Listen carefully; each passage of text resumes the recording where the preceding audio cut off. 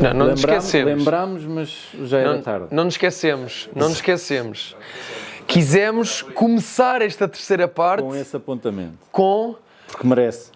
Exatamente. Nós acabámos o segundo episódio a dizer que o maior feito a nível de seleção nacional foram as meninas agora no Campeonato do Mundo. Agora ano em passado. 2025. Exato. Já mais para a frente. Exatamente. Quando foram vice-campeãs do mundo. Mas quisemos começar este episódio com dizer que em... Que é 2019, 2020, portanto. Exatamente. Em 2019 nós tivemos... Na boa. Estás bem, Rui?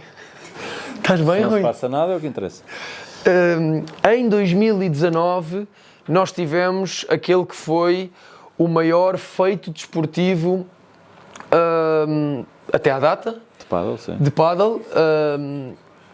De um atleta, neste caso uma jogadora portuguesa, que foi a Ana Catarina Nogueira, que ganhou a Nogi, lá Porto, a quem mandamos um grande abraço e agradecemos todo o que faz pelo pádel, dentro do campo, fora do campo. É um exemplo como atleta, incrível. Como profissional. Incrível e como pessoa também, obviamente. Espero que seja um grande exemplo para todos os miúdos. Ela resta saber se os miúdos seguem o caminho. Ela, em 2019, em setembro de 2019, eu estava lá, eu vi com estes olhos, fiquei até errado de comer, que eu também joguei esse torneio. Ela ganhou o Master de Madrid, ainda por cima Madrid, que estamos a falar de sempre um torneio icónico que todos querem ganhar. E ela ganhou, ainda por cima ganhou à dupla 1 nas meias finais e à dupla 2 na final, ou algo assim. É a maior conquista de algum português. Acabou a 6 do mundo, não é? Acabou a 6 do mundo, em 2019, exatamente. É a maior conquista de um atleta português no pádel. É graças a ela que outros jogadores e jogadoras neste momento estão a dar cartas, nomeadamente a Sofia Araújo e os Irmãos Deus.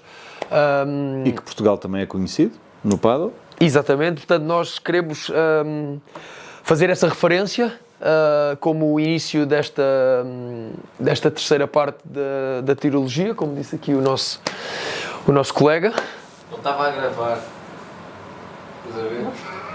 Não está a gravar? Estás a gozar, certo? Você está a gravar, eu não estava a gravar, eu carreguei no botão e o botão não deu bem.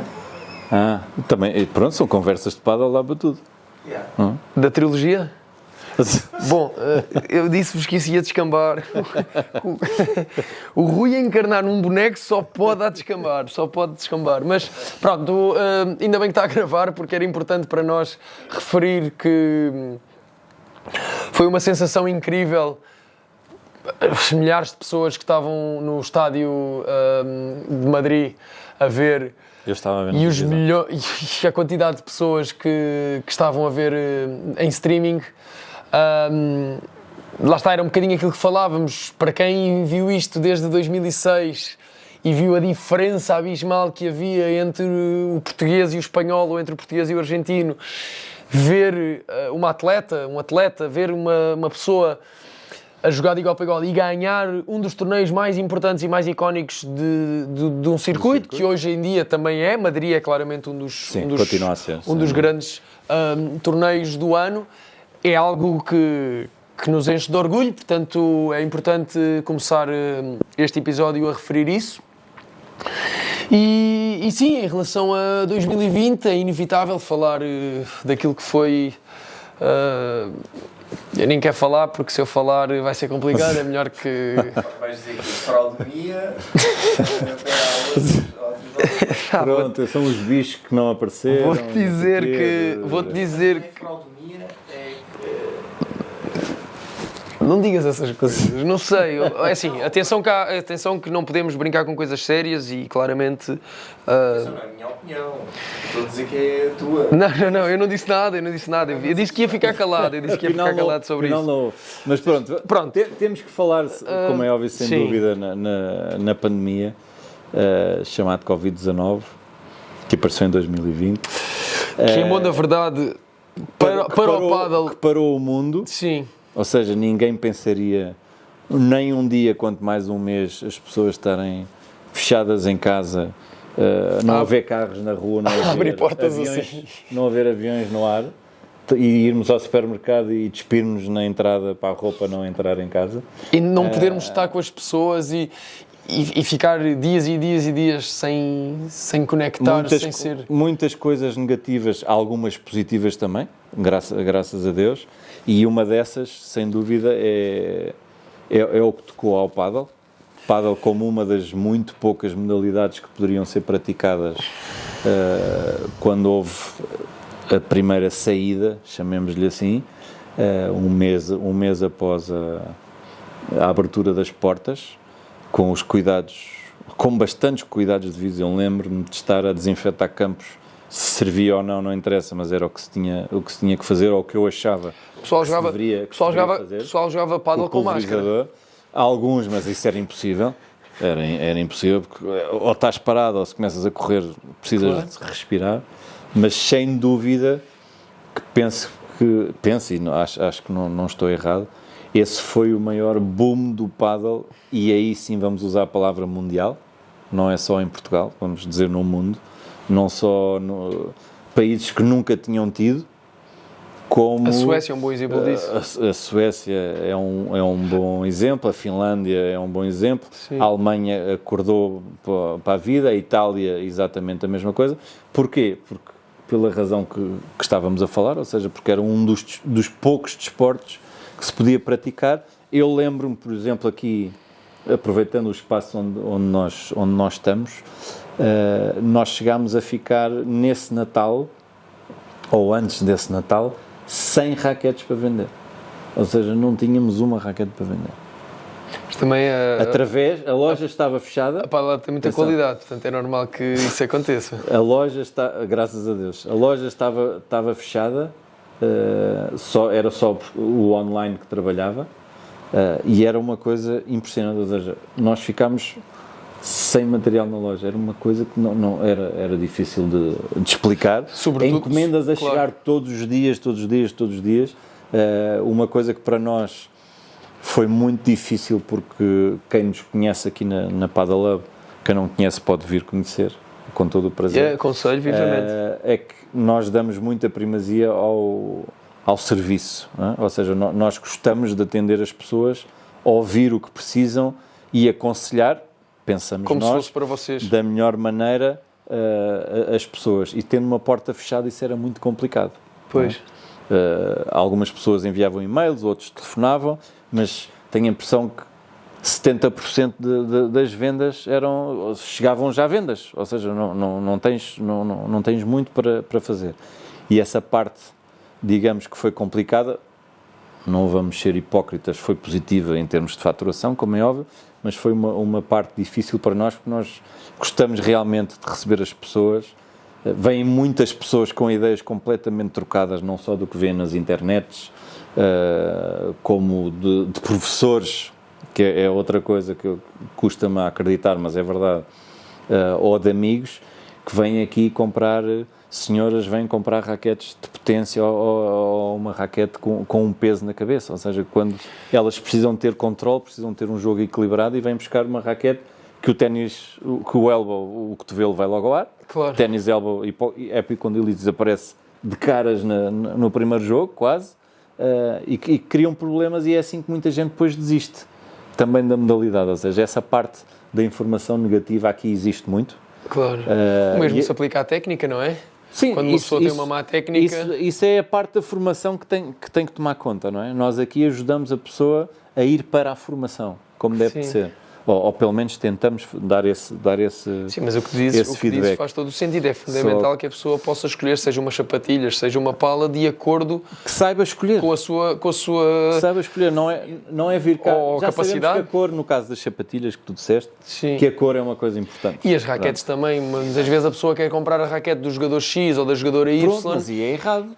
Tu sabes, há muitas pessoas que não sabem, por exemplo, a raquete, que é espetacular, não vamos dizer o contrário, a raquete do Coelho ou a raquete do LeBron, por exemplo, são raquetes espetaculares para um estilo de jogador e para jogadores quase único. E profissionais ou com um bom braço. É uma raquete colossal. E aí as marcas muito tiveram muito bem. Só que é uma raquete muito específica, portanto não pode aparecer cá uma senhora nem um miúdo ou um miúdo que quer esse modelo. Claro. Não pode. Ou seja, Não, pode, mas nós não lhe vamos vender. Sim. Não lhe vamos vender. E quando digo isto, não apareceu até agora nem uma, nem duas, nem três. Estamos a falar de muita gente. Claro. Nós aqui temos a facilidade de ter uma área onde as pessoas, que é onde estamos agora, uma área onde as pessoas podem experimentar as raquetes. Óbvio que não é um campo, mas para ter a sensibilidade que aquela raquete realmente não é, ou no caso contrário, que é o que nós gostamos de fazer, que seja uma parte, nós aqui dizemos na brincadeira, olha, nós ouvimos o que tem para nos dizer, escolhemos 3 ou 4 modelos e a seguir é o seu braço que decide. E aqui até tens um sítio onde podes isso, que é onde nós estamos, que é onde nós estamos agora. Portanto, não há desculpas. voltando à época em que estamos, 2020, foi positivo em termos de vendas, foi muito positivo para a modalidade porque apareceram muitos clubes novos, Sim. muitos praticantes, ou seja, nós passámos a ter, mais de 200 clubes em Portugal, passámos os 200 mil praticantes nessa altura, portanto, ou seja, os números já começavam a parecer quase que, eu penso que também não deve estar enganado, não havia campos para tantas pessoas. Eu lembro-me na altura... E aí, agarrando aquilo que tu estavas a referir há bocadinho off the record, não estávamos a gravar na altura, o caso da Suécia, que é um dos casos que acho que vale a pena referir aqui. A fome foi mais do que a fartura, não é? Eu acho que também houve... lá está, eles ficaram, é um bocadinho aquilo que tu dizes, eles ficaram muito entusiasmados e se calhar levaram para lá demasiados espanhóis e argentinos. Sim, mas daí terem partido... Uma coisa é tu começares a jogar, outra coisa é gastares milhões de euros sem saber, não é? Contextualizem só um pouco qual é o caso da Suécia, só para... A Suécia passou de 10 ou meia dúzia de campos a clubes megalómanos com 18 campos, todos estilo com muita qualidade, não só nos campos, mas também toda a envolvência da estrutura. Na altura, sobretudo a pandemia, foi algo que na Suécia não foi vivida da mesma maneira do que nas outras partes do mundo.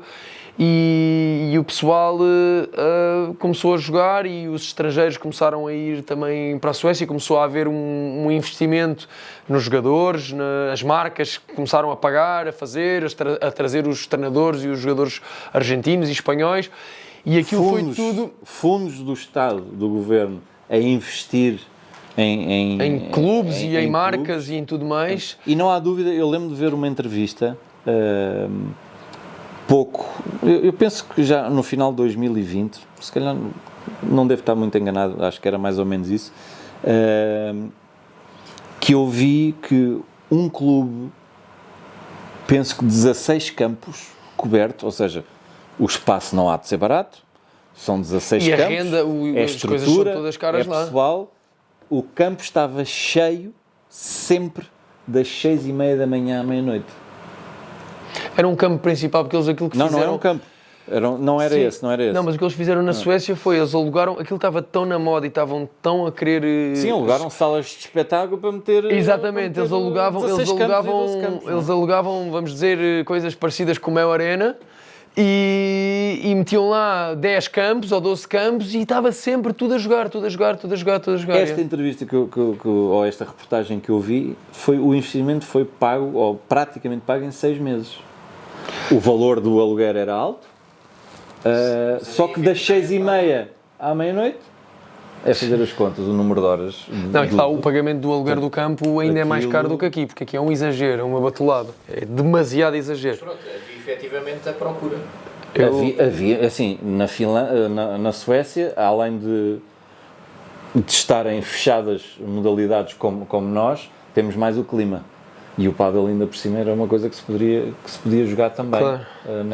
Nessas condições. Portanto, aquilo valia tudo. Ou seja, todas as pessoas que jogavam futebol, todas as pessoas que jogavam handball, vôlei, hóquei... Sim, eu acho que foi um bocadinho isso, os desportos coletivos... Foi tudo para o ténis e para o pádel. Os desportos coletivos começaram a ser um pouquinho menos praticados pelo contacto físico e tudo mais, e o pádel sempre criou um bocadinho esta dinâmica de que mesmo que o teu parceiro, tu batias, até havia aquela coisa de só tocar com a raquete, e com os adversários tu não tens contacto direto. E portanto... Pronto, então o que aconteceu foi que houve uma grande procura. Houve um crescimento muito rápido. Normalmente, como é que as coisas devem se fazer? Tens pessoas... já há falta de campos. Fazes campos, aparecem mais pessoas. Claro. Faltam campos. Fazes campos, mais pessoas. E lá apareceram pessoas, vamos fazer muitos campos. Não temos pessoas para estes campos todos. Não, vamos fazer mais campos. Olha que isto não chega. Não, fazemos mais campos. Sim, isto vai bater. Rebentou a bolha, ou seja, tinham mais campos exageradamente mais campos do que pessoas. Portanto, havia clubes que já não tinham rentabilidade. Não há rentabilidade, temos que fechar. Ou seja, clubes com 2 anos. Ou seja, isso não cabe na cabeça de ninguém, não é? Mas os custos são elevados, os fundos querem contas não há para dar, temos que fechar. Pronto, e foram muitos, não é? Pronto, ficamos aí o caso da Suécia. Não, mas isso da Suécia, esses campos para fechar e tudo mais, é agora nesta fase, ou seja, foi nos últimos 2, 3 anos, porque também... Sim, mas duraram 2 ou 3 anos. Sim, porque a interpretação que eu tenho, por exemplo, eu lembro-me que também é uma coisa que queremos falar aqui, na altura que eu fui jogar o APT e o A1 Paddle, o APT, depois o A1 Paddle, que houve muitos torneios na Suécia, e... O pádel era mesmo dos poucos desportos que toda a gente podia praticar de uma forma, vamos dizer, regular.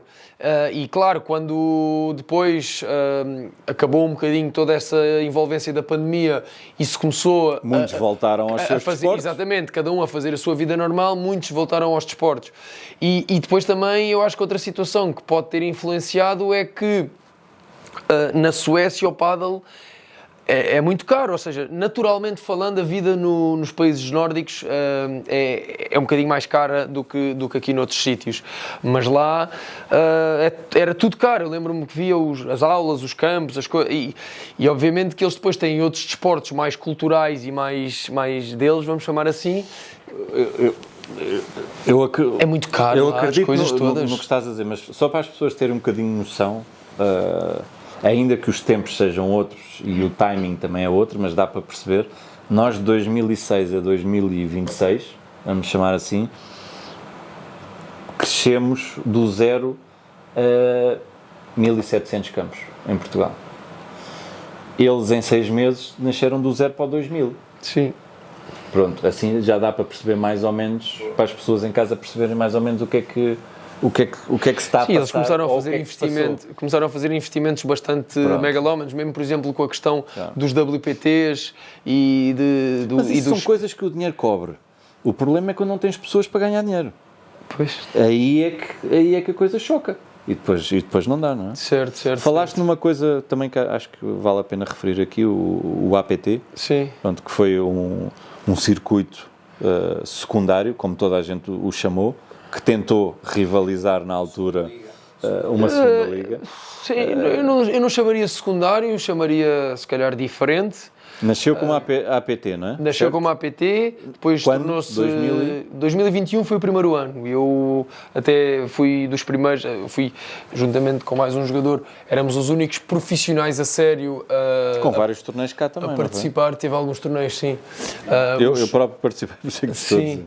O APT na altura, os jogadores que começaram a jogar eram jogadores vindos da Argentina ou vindos do Brasil, jogadores que até tinham tentado ser profissionais ou que eram profissionais nos seus países, mas que não ganhavam dinheiro, porque obviamente tu para seres profissional de um desporto, seja ele qual for, tu tens que ganhar dinheiro, porque isto aqui hoje em dia de ser profissional sem ganhar dinheiro e tendo a possibilidade de que alguém banque a tua vida profissional é muito bonito, mas tu para seres profissional tens que conseguir...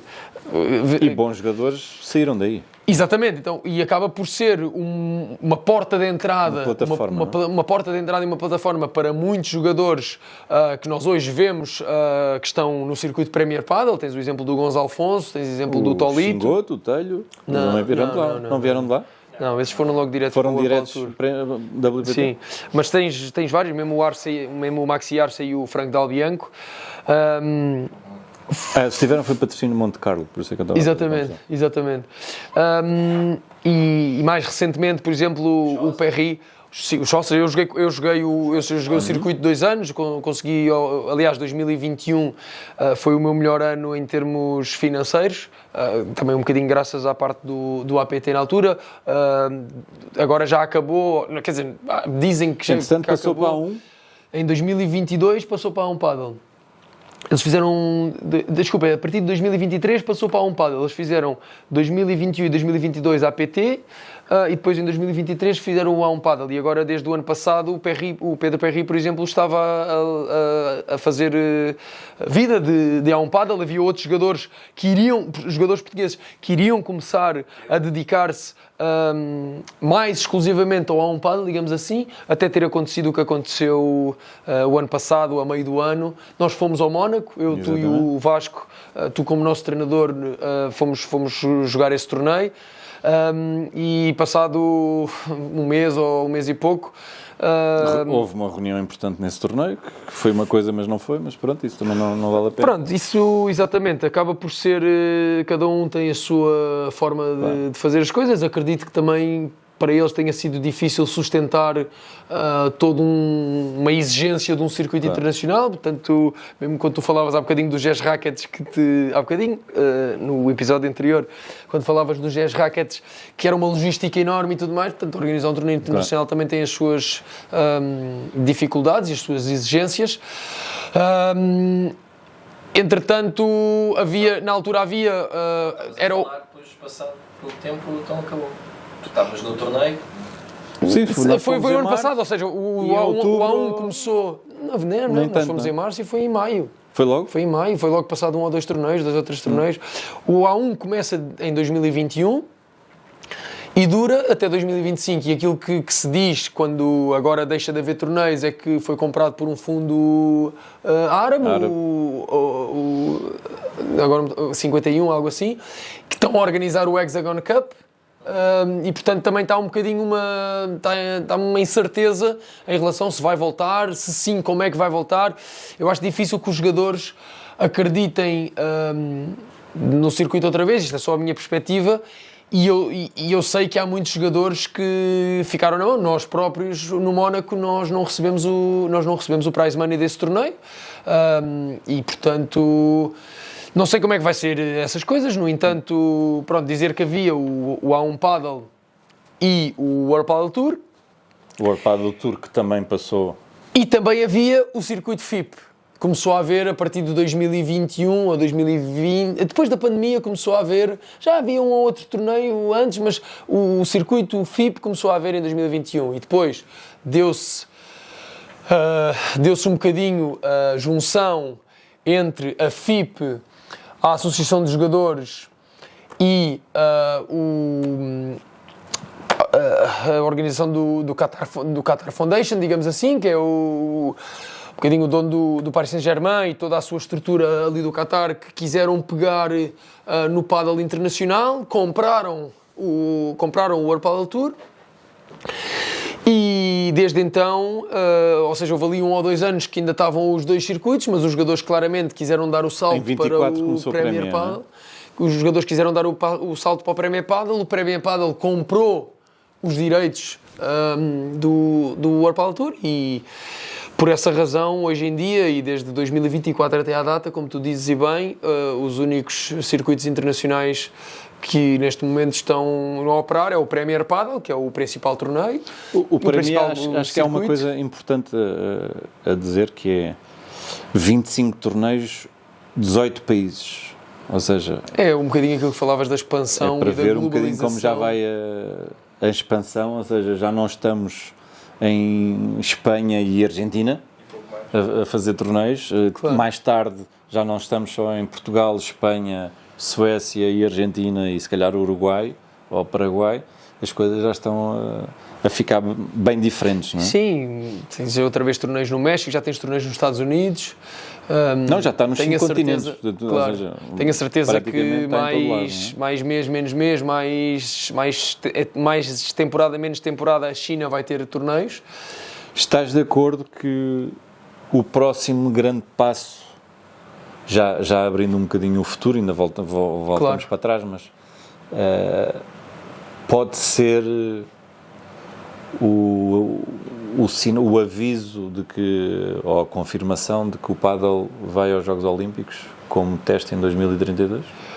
Já ouvi rumores que isso está praticamente fechado. Mas achas que isso pode ser o próximo boom do pádel? Eu acredito que sim, por duas coisas. Sim. Primeiro, porque se isso acontecer, da minha opinião, depois gostava de ouvir a tua.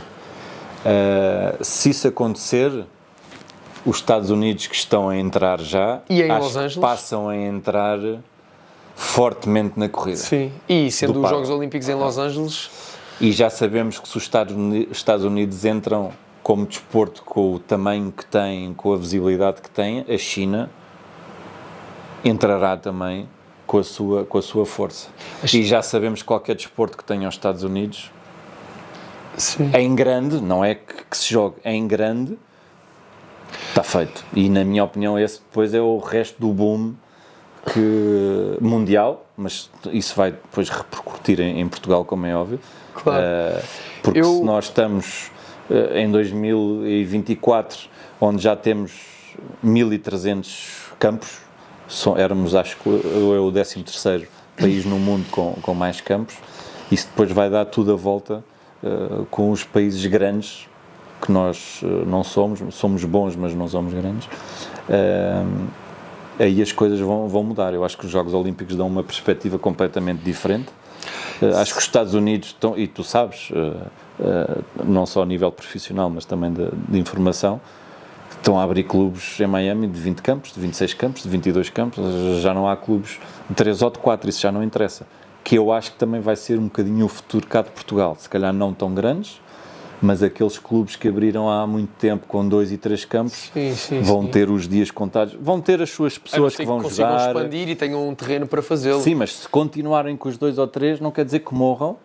Como é óbvio, esperemos que não, porque cada clube é um clube. Sim, e depois também depende dos treinadores que lá têm, dos jogadores, do ambiente, da cultura. Só que se calhar vão sobreviver, já não vão deixar de viver, vão sobreviver. E depois vão dar espaço aos 8, aos 10, aos 12, aos 15 e se calhar clubes de 20 campos que possam aparecer de se mostrar quem são, não é? Ou seja, claro. Acho que estamos todos nesse passo que pode acontecer, não é? Eu concordo contigo, acho que a China claramente, até porque já tem tido FIPs, por exemplo o FIP Finals o ano passado, que é o Masters do circuito FIP, foi na China. Já sabemos como é que eles são. Já começam a haver muitos torneios, não só na China, mas também ali no Sudoeste Asiático. O Japão já tem uma boa escola. Eu fui jogar um torneio ao Japão e senti que aquilo está a crescer bastante. A China tem cultura de esportes de raquetes, à exceção do ténis, e mesmo no ténis eles já estão a começar a meter-se também. Eu vejo que isso pode ser claramente um grande hype para a modalidade, sobretudo porque considero que estar nos Jogos Olímpicos é o supra-sumo de uma modalidade, dos eventos mais vistos a nível mundial. Considero que o pádel sofre um pouco de uma dor de crescimento a nível profissional, porque é um desporto muito vivido a nível social. Ou seja, eu costumo dizer que o profissional ainda é um bocado amador e o amador tem muita mania que é profissional. Isso é verdade. Pois eu sei. E nesse aspecto, acho que isso pode ser o único entrave para que grandes marcas e grandes, vamos dizer, corporações e grandes estruturas ou instituições consigam levar o pádel mais para o desporto e menos para o negócio. Porque, obviamente, que ambos têm que andar de mão dada, mas eu considero que é muito difícil tu fazeres os dois ao mesmo tempo. E ou fazes uma ou fazes outra. Sabes que a quantidade traz-te qualidade, não é? Certo, sem dúvida.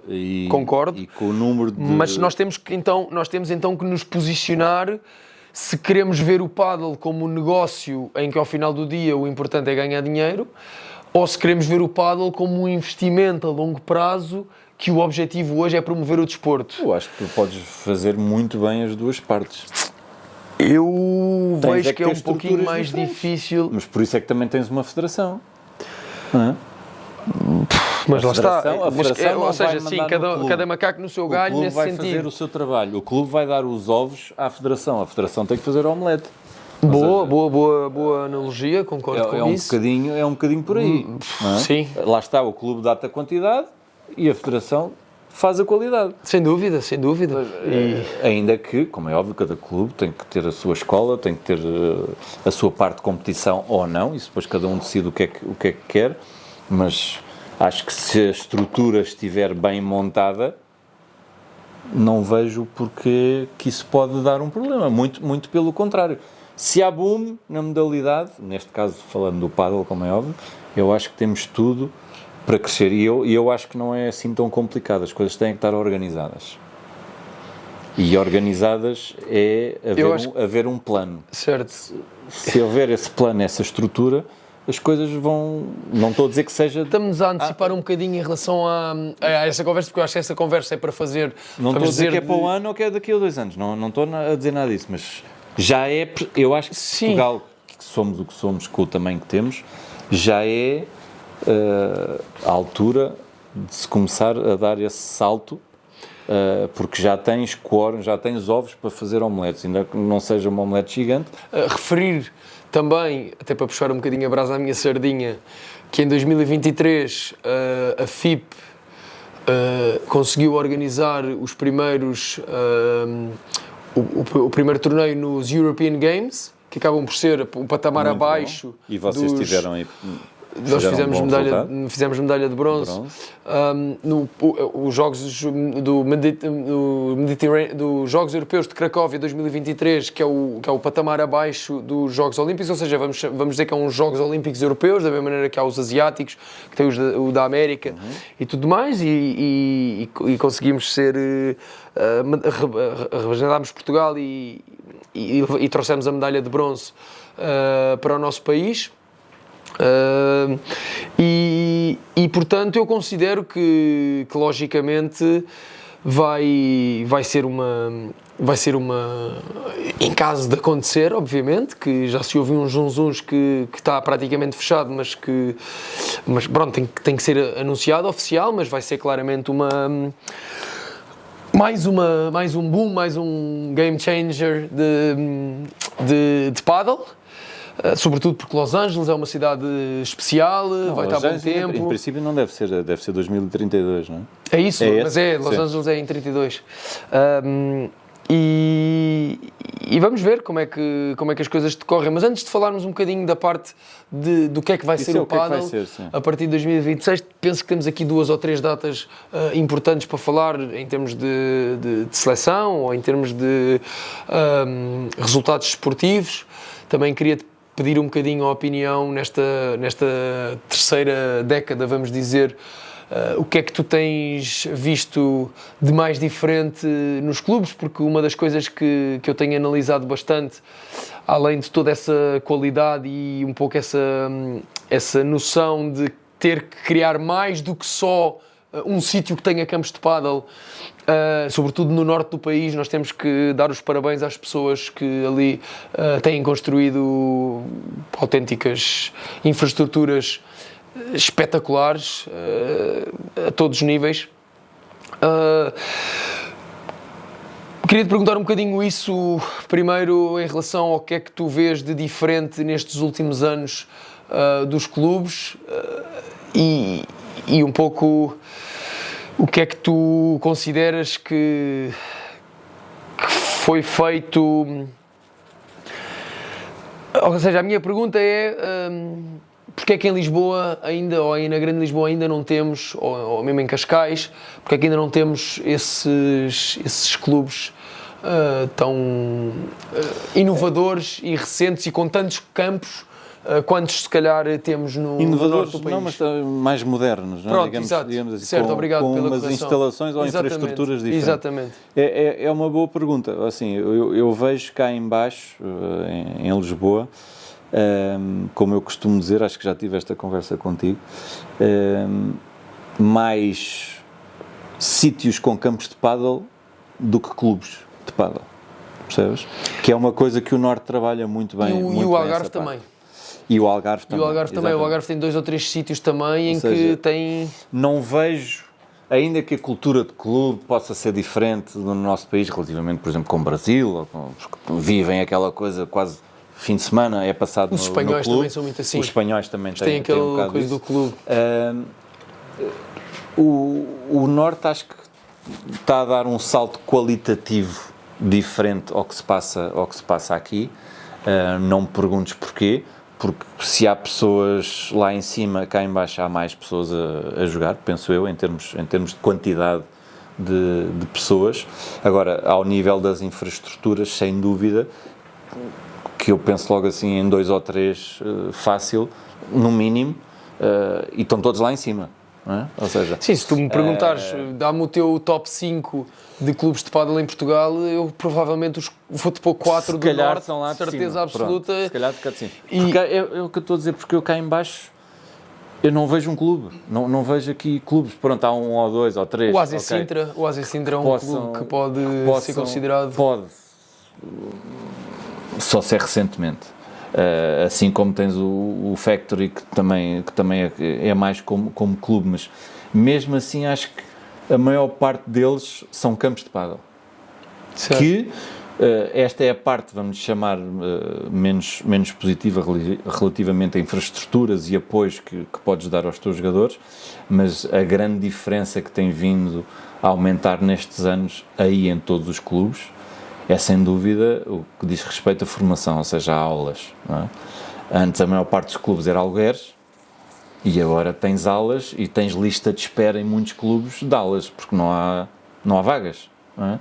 E isso vai dar resultado, na minha opinião, que é a parte importante do grosso do pádel de futuro, a médio e longo prazo, dos miúdos, a tal escola que falámos na década anterior. Tens muitos clubes a apostar nisso já há alguns anos. Por exemplo, o IPC é um clube que claramente clubes. Já aposta há vários anos. Tens aqui o São João também com o Dário, e tens o Algarve continua também a apostar forte, o Porto também continua a apostar, o Top Paddle e o PAC continuam a apostar forte também nessas áreas. Agora, os miúdos são o futuro, como em tudo, não é? Pronto, e aí acho que vale a pena. As aulas dos adultos é bom para continuar a fomentar, para trazerem mais pessoas, porque esse é que vão trazer mais pessoas, e os miúdos no futuro são depois a cara das seleções que vão, dos que querem seguir, e de certeza que também que a Federação vai mudar para melhor o seu envolvimento depois também nesta estrutura, o tal fazer as omeletes que estávamos a falar há bocado, que vai dar outras condições ao desporto de competição, porque é um trabalho que eles têm que fazer, juntamente com o governo ou com quem quer direito, de se apostar mais numa área profissional para ter os profissionais. Sim. Que agora temos uma mão cheia deles e que, ainda que sejamos pequenos, acho que podemos ter já 20 mãos cheias deles, em vez de 2, percebes? Sim, eu acho... Essa é a minha opinião, e os clubes acho que estão a perceber isso, as aulas, a parte de formação deles está a acontecer, muitos investem nas infraestruturas porque as pessoas, além de treinarem, gostam de jogar, gostam de estar, e acho que tem que haver, o futuro vai ser esse, na minha opinião, haver mais clubes de pádel e menos campos de pádel. Claro. Percebes? Sim, tu disseste... Os novos. Sim. Tu disseste aqui uma coisa muito interessante que para mim é fundamental, no sentido em que para desenvolver o desporto e para chegarmos ao sítio onde tu falas, sobretudo a nível, vamos dizer, profissional, que é um bocadinho para isso que o desporto é feito. Eu sei que, logicamente, o pessoal gosta de dizer que o pádel é cerveja e o pádel é social e o pádel é amador. Tem a sua parte. e que é o amador e é o social que sustenta o resto, que isso é das maiores falácias que nós podemos dizer, na minha opinião, obviamente. O pádel tem que ser desenvolvido por essas instituições, pelos clubes e pelas pessoas, como tu falas, em 2 pilares, que é o pádel jovem e a formação de treinadores. E à medida que foi avançando na cronologia desta história do pádel, vamos vendo, e com razão, como tu dizes, que cada vez mais os clubes e as pessoas, e mesmo a Federação também, a Federação tem muito trabalho nisso, dedicam aos jovens e à parte da formação, e já vemos até, e nós, por exemplo, somos um bom exemplo disso, porque nós também fazemos cursos de formação através da parceria com a Gnosis e com o IPDJ, em que no final do dia o mais importante é, na minha opinião, obviamente, que vale o que vale, é meter os miúdos a jogar e ensinar as pessoas a ensinar. E conseguindo isso, tudo o resto, e a parte do social, e a parte dos amadores, e a parte do aluguer, e a parte da cerveja, pode ser feita, deve ser feita. Considero que é fundamental para também criar... Uma depende da outra. Não concordo, obviamente, mas não podemos embandeirar em arco coisas que não são tão importantes, ou seja, são obviamente necessárias ou são divertidas, mas o pádel em Portugal, e isto é só a minha perspectiva, tem que ser para os jovens e tem que ser para a formação de treinadores, porque é daí que vão sair os novos Nuno Deus, Miguel Deus, Sofia Araújo, que neste momento são aqueles que nos representam lá fora e que fazem sonhar as pessoas. E o mesmo se aplica também à parte dos treinadores, como dizia. Em relação a resultados, nesta terceira década, eu penso que é muito importante referir que em 2024, espero não estar em erro, mas 2024 a Sofia Araújo conseguiu vencer um Premier Padel. Ganhou em 2025 também, mas ganhou em 2024, aliás, ganhou 2. Sofia, que já está em 7º. A Sofia é 7 do mundo. 7, não? Exatamente. Ganhou o P2 de Génova, ganhou o P2 de Bordeaux, o ano passado. Ganhou com a Nogi? Não. Agora com o Premier, ganhou com a Martita em Génova, ganhou com a Ostero. Agora, este ano, penso que foi Bordeaux, mas não quero estar a dizer com certeza.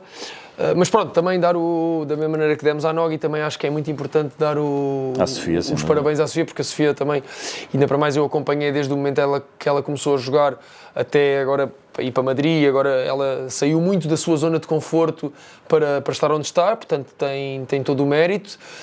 Penso que também é fundamental referir o 4º lugar em 2022 no Dubai da seleção masculina, que eu tive a sorte de participar, mas sobretudo em 2024 o 3º lugar, portanto o pódio dos rapazes, dos homens no Mundial é algo inacreditável, ainda por cima porque voltaram a ganhar ao Brasil, ganharam aos Emirados Árabes Unidos, que são a Espanha B, vamos chamar assim, e então é incrível, conseguimos pódio, como falámos no vídeo passado em 2018 do Paraguai das mulheres, conseguimos pódio nos homens. Agora em 2025 no Europeu em Cádiz, que eu tive a sorte também de representar a seleção, fizemos novamente vice-campeões da Europa, mas vice-campeão da Europa acaba por ser uma coisa que já foi feita, e na Europa acaba por ser agora no mundo, 3º lugar no mundo. Tem muito valor. É incrível neste momento. E como for, porque as outras seleções estão a crescer. Exatamente. Tem muito valor. Neste momento, Portugal, como eu dizia, sem contar com as duas superpotências, é a melhor seleção do mundo. Sem contar com Portugal e Espanha, neste momento é a melhor seleção do mundo. Sem Espanha e Argentina, obrigado, exatamente.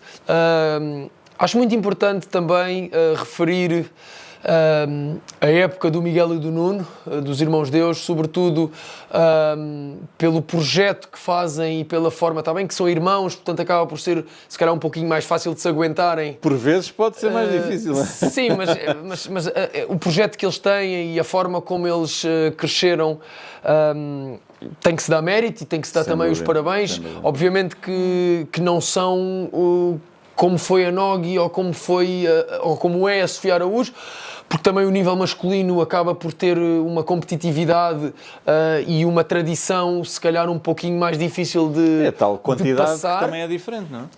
Talvez isso, exatamente, mas no entanto eles ultrapassaram o meu recorde de ranking e eu fico feliz por eles. Tenho a certeza absoluta que algum português, e espero que muitos, vão passar o ranking deles. Eles próprios também, de certeza, que vão querer também que isso aconteça. Portanto, nós gostávamos muito de ver algum miúdo, seja ele de 12 anos, seja ele de 18, com ambições e com possibilidade de estar dentro do top 20. Acho que poderia ser agora o próximo patamar a tentar chegar, top 30, top 20. Eles são neste momento, agora não te consigo precisar, mas sei que são 37, foram o melhor ranking é provavelmente 35, 37. Portanto, acaba por ser um ranking incrível. Obviamente que as meninas no Mundial do ano passado de menores terem sido vice-campeões do mundo é o melhor resultado alguma vez feito por uma seleção. Penso que todos estes resultados que nós estamos a dizer e todas estas conquistas, tem que-se também dizer que a Federação tem muito mérito, sobretudo pelo programa do Team FPP, que tu sabes que foi muito criticado na altura que foi feito e muitas vezes quiseram acabar com ele e graças a Deus, ou graças às pessoas, o Ricardo, a Catarina, exato, foram pessoas que bateram o pé e que demonstraram que isso iria trazer os frutos que hoje em dia estamos a colher. Considero que quanto maior somos, mais responsabilidade temos para que as coisas sejam feitas de uma forma positiva e construtiva, até mesmo para depois não haver o reverso da medalha, que muitas vezes isso depois acontece, não é? Porque nós sabemos que o sucesso deforma e o poder corrompe e, portanto, deixar só o repto à comunidade do paddle para que se mantenha humilde, porque subir o nível vai ser mais difícil, porque já estamos lá muito em cima. Descer é muito fácil, porque, como tu dizias e bem, as outras seleções estão a começar a ter estrutura e querem também seguir as pisadas de outras... Quem tu não contavas, não é? E seguir as pisadas de outras... de nós, ou seja, eu, por exemplo, eu vejo que muitas seleções veem em nós como uma possibilidade, ou seja, se os portugueses conseguem, nós também podemos conseguir, ainda por cima porque são mais, ainda por cima porque muitas vezes têm muito mais investimento e então a globalização do paddle vai trazer cada vez mais dificuldade às seleções e aos atletas portugueses de estar no mais alto. Portanto, há que dar muito mérito a todas estas pessoas e às seleções que eu referi anteriormente. Assim como à Federação Portuguesa de Paddle, que pode-se gostar mais, pode-se gostar menos, pode-se dizer o que se quiser, mas a verdade é que desde 2013, quando nasceram até agora, ou seja, estamos a falar de 13 anos, mais coisa, menos coisa, e só tiveram a utilidade pública em 2017, portanto, ter feito o que fizeram a todos os níveis e também em termos de profissionais é incrível, e das seleções é incrível. Tem que se dar os parabéns a isso. Portanto. Sem dúvida. Se podiam ter feito mais com qualquer coisa na vida, de certeza que sim. Ou melhor também. Toda a gente erra. Quem não erra? Olha, eu então... que erraram. Podiam ter feito melhor. Sim. Eu também podia ter feito outras coisas melhor. Toda a gente podia ter feito melhor. Agora, que o trabalho está feito... E bem feito. Os resultados estão à amostra também, o que é fácil. Exatamente. Acho que, como tu estavas a dizer, são bons... É um bom... conselho o que estás a dizer para haver um bocadinho de humildade e, na minha opinião, juntar a isso a força de vontade do trabalho que tem que existir. Nada se consegue sem trabalho. Querer ser, não basta parecer. Exatamente. Olha, agora falaste muito bem. E que é uma coisa muito bonita, eu quero, Sim. mas depois chega lá dentro do campo e não que sabe. hoje em dia é um bocadinho essa a ideia, não é? Parece tudo fácil. E é aproveitar os bons exemplos que falámos aqui dos Irmãos Deus, da Sofia, da Nogi, da seleção das meninas que fez o excelente segundo e dos próprios rapazes que fizeram também resultados bons, ainda que não tenham chegado a um segundo, mas só com trabalho é que se chega lá acima. Aí não há a mínima dúvida. E num desporto, ou treinas ou não chegas. Sobretudo com a profissionalização que o desporto está a ter e a grandeza está a aumentar, ou seja, aproveitando um bocadinho disso e falando em números, Portugal vai com 1.600, 1.700 campos no final de 2025, mais coisa, menos coisa, onde já temos 300 clubes federados, ou seja, que já são números que podemos dizer que já são bastante... Isso para ti, que começaste em 2006 com um, outro... Portanto, são coisas bastante boas de se ver e sabemos que este ano vão aparecer muito mais. E vão continuar a aparecer, aquela conversa que nós estávamos a ter aqui também no início. Eu acredito que não estamos ainda nem a 35% ou 40% do que Portugal vai ser, e basta ver um bocadinho os números do que se passa noutros países. Se Espanha são 40 mil e tem 7 milhões de pessoas a jogar, nós somos 11, não temos nenhum, portanto há aí muitos números para se conseguir bater, não é? Certo. Já temos quase 80 mil campos no mundo, já estão 70 países a jogar, já são mais de 35 milhões de pessoas a jogar pádel, ou seja, já não é um desporto qualquer, começa a ter algum peso, mais de 35 milhões, e aquilo que tu estavas a referir há pouco, quando os Estados Unidos e a China pegarem nas coisas mais a sério, os números dobram assim de fácil. Não? Na Rússia também já estão ali a fazer alguns torneios, exibições e ali umas coisas. Portanto, isto tudo aliado ao crescimento depois direto, mais pessoas é preciso mais marcas já vão ter que ser melhores do que as outras, vão criar novos produtos, novas tecnologias, portanto isto tem tudo a ganhar.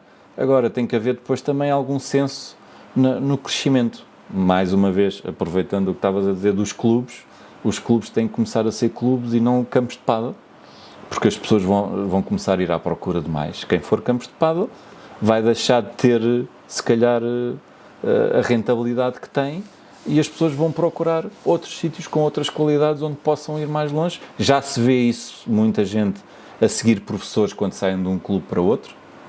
Portanto, é normal, se um clube for melhor, não só nas aulas, mas nas suas infraestruturas, nos serviços que pode dar às pessoas, isso depois também se vai notar, não é? Isso, por exemplo, nota-se muito quando um clube tem um bom bar, ou tem uma boa comida, ou tem um bom ginásio, ou tem outro tipo de serviços que fazem com que as pessoas aproveitem e consigam fazer mais do que só jogar pádel. E tu lembras-te, era uma das coisas que nós ouvíamos muito na altura, em tom de brincadeira, mas era o que se falava na altura. Um clube era bem falado quando abria, quando tinha bons balneários, lembras-te? Pois. Já não eram os serviços, nós ainda não estávamos lá sim. bem inseridos. O bar existia sempre, portanto estávamos bem tratados. Agora, este tem uns balneários muito bons.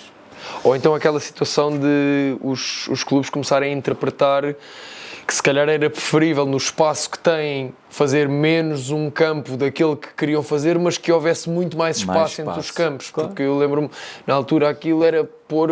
E então os campos estão muito perto uns dos outros. Tem meio metro de espaço entre um e outro. E não te esqueças que são 4 jogadores, mais 4 jogadores, é o saco, é mais isto, é mais aquilo, ou seja, e depois os 4 que estão a jogar têm que sair e os 4 que têm que entrar, ou seja, é uma confusão e vê-se agora muitos clubes que têm essa primazia de criar esse bem-estar ou esse conforto. Claro. para que seja uma experiência mais do que apenas bater na bola, sem dúvida. Mesmo, por exemplo, com a questão do teto, antigamente ninguém se preocupava, com haver meia dúzia de metros. Hoje em dia toda a gente quer fazer com muito... Com 10 metros de mínimo. Claro. Exatamente. Portanto, esses 2.000 campos, que é o que nós esperamos, esses 2.000 campos de agora, que passem rapidamente para o dobro, Claro. com pés rapidamente, mas com pés e cabeça, como é óbvio, com outras condições, com outros serviços, e isso vai acontecer, sim ou não, que os 300.000 jogadores passem rapidamente, aí sim, rapidamente, a 500 ou 600. É mesmo e eu continuo a dizer que acho que estamos no bom caminho, na minha opinião ainda não bem, mas no bom caminho, para a tal escola dos miúdos funcionar. Sim, o campeonato nacional... E já se vê o número de miúdos não tem nada a ver com o que era há 3 ou 4 anos, ou seja, em termos vários de quantidade escalões, várias e a qualidade, categorias, tu vês, sim. muitos dos júniores, dos miúdos vão entrar nas seleções, vimos isso nas raparigas que já estão nas seleções e nos próprios homens já estão. Em Cádiz, dos 8 que foram chamados à seleção nacional, Pedro Graça representou os jovens, Pedro Perry representou os jovens, Peu Araújo, não. Não foi? Não, ele começou mais tarde. Foram 3. Graça, Peu e Perry. Mas em 8 já são 3, não é?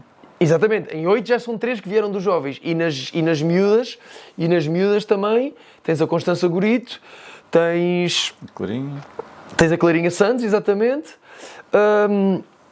E não me quero estar a esquecer de mais ninguém, mas eu penso que das 8 que lá estiveram,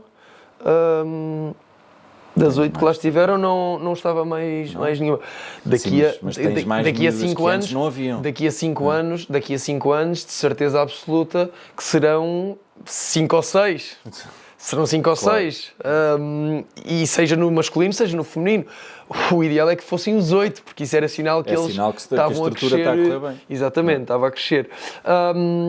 Pronto, eu gostava muito de ficar aqui a falar de pádel e de tudo. Aprendo muito contigo, João. Queria-te perguntar um bocadinho em relação, e já tentámos, ou seja, fomos um bocadinho para a frente, um bocadinho para trás, falámos do ano ali, o ano aqui, mas tentar agora um bocadinho fazer, se calhar uma previsão, ou se calhar uma... Qual é que é a tua perspectiva, vamos dizer, 5 anos, ou seja, vamos falar aqui 4 anos, vamos até 2030, falaste há bocadinho nos Jogos Olímpicos em 2032, mas como é que tu vês o pádel em Portugal agora nos próximos 3 anos e mesmo na parte internacional? O que é que tu vês que vai acontecer de certeza absoluta? E um bocadinho, qual é que é o teu maior receio deste crescimento? Bom, aí estão muitas perguntas, não é? Certo. Sem dúvida que o pádel mundial vai crescer e vai crescer bem, porque havia muitos, também é fácil de explicar, muitos países que não tinham e que passaram a ter, começam a ver que resulta e vão apostar ainda mais forte. Tu hoje em dia, por exemplo, no europeu de pádel, eles agora fizeram uma dinâmica quase um bocadinho parecido por exemplo, com os GES Rackets, que é uma pré-prévia, depois uma prévia e depois um quadro principal, que são as 8 melhores equipas. Já não tem espaço, não há tempo físico, claro. Então são 2 semanas de campeonato. E as 8 equipas, eu penso que 4. As 4 que vão às meias finais, neste caso do Europeu de Cádiz, vão diretamente para o quadro principal. E a pré-prévia já tem, vamos dizer, 16 equipas e a prévia tem mais 12, mais as 4 que vêm, ou seja, estamos a falar já de uma competição que já tem mais de 30 países, vamos dizer assim, se calhar a pré-prévia até tem mais, masculino e feminino. Mas já tens 70 países que jogam, ou seja, quando os 70 países se organizarem e tiverem as suas seleções, vão querer estar presentes, não é? Claro, mas estamos a falar só na Europa, depois tens na América, já tens claro. O pádel também sudoeste asiático, na Austrália, mas falando aqui em Portugal,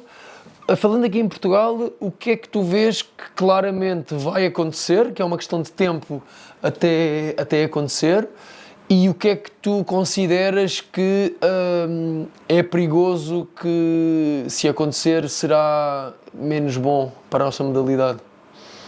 Da tua experiência? É assim, o que vai acontecer é um dos temas que temos estado a falar, sem dúvida, e eu acredito piamente nisso, é a qualidade dos clubes. Não só em número de campos, A formação dos treinadores também é algo mas em qualidade de clubes. Pronto. Esse é o meu medo. Que estavas a falar de receio, pronto. Medo no sentido em que não se direcione para um conhecimento? O pádel está num momento que precisa de treinadores. Porque há muitas pessoas a quererem ter aulas. Mas as pessoas precisam de ser bem formadas. Sobretudo na parte do ensino. Mais do que do desporto e do pádel. As pessoas precisam de ser bem formadas. Okay? Bem formadas não é elas próprias, é serem bem formadas de pádel. Isso também. Essa parte isso ainda é outra. Mas se essa parte não começar a ser realmente bem feita, não estou a dizer que está a ser mal feita, vejo alguns casos que não me agrada, mas é uma opinião. Acho que podemos entrar no ciclo do não saímos daqui, que é o que muitas vezes Portugal gosta, sim, ou parece gostar. Não, está bom assim, espera aí que está bom, que senão dá muito trabalho, ou que não nos interessa porque nós já fomos segundo ou terceiro, mas porque é que não havemos de ser primeiro? Eu acho que às vezes há um bocadinho a cultura... Com o trabalho, que é um bocadinho o que estávamos a falar. E o trabalho é preciso, antes que haja alguém para fazer, ou que tenha qualidade para fazer esse trabalho. Claro. E aí é o meu medo que a gente não saia desta rama que há bons professores e há maus professores. E eu acho que os maus professores já não pode continuar a haver. Temos que ver só com professores e com bons professores. Sim, eu acho que existe muito a cultura, não só em Portugal, falando no pádel, mas em Portugal nota-se bastante isso. Existe muita cultura de que o bom treinador é quem joga bem. Então, quanto melhor joga, melhor treinador. E depois eu acho que também... Quantos bons jogadores não sabem nada? Certo, eu estou a falar mais sem falar no nível 1, porque eu acho que no nível 1, ou seja, o treinador de pádel, e tu vieste do ténis, eu também vim do ténis, nós quando começámos a aprender a dar aulas de ténis, e no pádel também considero que tem que ser muito assim, tu tens que aprender a ensinar, e o ensinar tem várias valências, entre elas a comunicação, entre elas a metodologia, a pedagogia, a psicologia, tens muita coisa. Todas essas dinâmicas, mas existe muita cultura de que o pádel, como é um desporto muito social e é um desporto divertido, ou seja, mesmo da parte do aluno, às vezes... quer ter aula, vai ter aula, mas depois também não está na disponibilidade de aprender, ou fica assim um pouquinho de que quer é ir lá, bater na bola. Também tens. Bater na bola e só me quer divertir, mas pronto, então a linha acaba por ser pequena, como tu dizias e bem, a pessoa tem que ir para lá para se divertir, tem que ser fun, tem que ser giro, mas também tem que ser progressão e evolução. Claro. E portanto, acho que eu concordo, acho que pode ser um pouquinho... a mudança que, pelo menos na minha ótica, eu gostava de ver nos treinadores. Eu gostava que os treinadores tivessem um pouquinho mais de autoexigência consigo mesmos e com os alunos. Ver os professores, por exemplo, ao telemóvel quando estão a dar treinos é algo que é inconcebível. Deixar que o treino dure 10, 15 minutos de aquecimento ou os últimos 10, 20 minutos seja pontos sem qualquer tipo de consequência, ou vão cá para fora, exatamente, que às vezes vê-se um bocadinho isso. Acho que é só mesmo... Essa é a parte que eu te estava a referir que poderia acontecer, ou que pode acontecer. Não, já acontece e que não pode acontecer. Mas que seja cada vez menos. Claro. E que a formação seja cada vez melhor. Ou seja, acho que o objetivo é esse. Têm todos a ganhar. O clube que vai ter mais aulas, o aluno que vai aprender mais, o professor que vai ter mais aulas. Educação do esforço, de uma parte e de outra, não é? Da parte do aluno e da parte do professor. Portanto, os dois. Porque nós até, como disseste, nos próximos 5 anos... vamos aumentar muito o número de jogadores.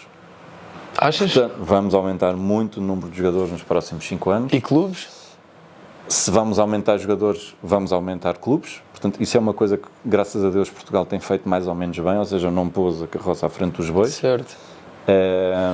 E, portanto, se vamos ter mais pessoas, mais clubes com mais aptidão para serviços, os seus serviços têm que ser bons e o professor tem que ser um deles. Não é? É o maior ativo. O professor é o maior ativo do clube. Isso aí não há dúvida nenhuma. E aí tem que ser a parte verdadeira. Se calhar até pode haver alas, concordo ou não concordo, juntas 4 pessoas que só queiram a parte fun. Claro. Percebes? E aí metes um professor que queira dar essa aula fun, não sei o quê. Agora, aqueles que querem aprender não podem estar num que só quer fun, porque senão depois a aula fica destabilizada e não tens nem uma coisa nem outra e o professor depois também não consegue dar a volta a uma situação que pode não ser assim tão fácil. Mas é possível de mudar ou de fazer as coisas bem e volto a dizer, vamos entrar numa fase em que a qualidade vai começar a contar mais do que até agora, porque nós agora aumentamos em número, não é? Claro. Agora vais aumentar em número, mas já começas a ter qualidade e a qualidade também vai aumentar com esse número que vai aparecer.